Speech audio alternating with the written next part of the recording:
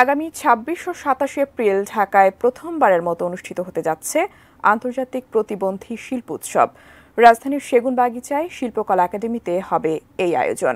সকালে ঢাকা রিপোর্টার্স ইউনিটির নসরুল হামিদ মিলনায়তনে এক সংবাদ সম্মেলনে আন্তর্জাতিক প্রতিবন্ধী শিল্প উৎসব কমিটির পরিচালক নাসিরউদ্দিন ইউসুফ জানান, ঢাকা থিয়েটার ও ব্রিটিশ কাউন্সিলের উদ্যোগে হচ্ছে এই উৎসব।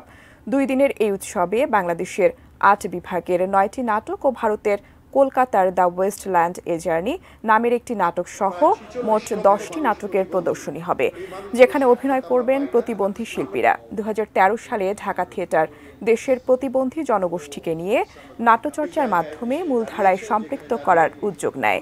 দেশের ৮ বিভাগে গড়ে তোলা হয় প্রতিবন্ধী শিল্প সংগঠন সুন্দরম।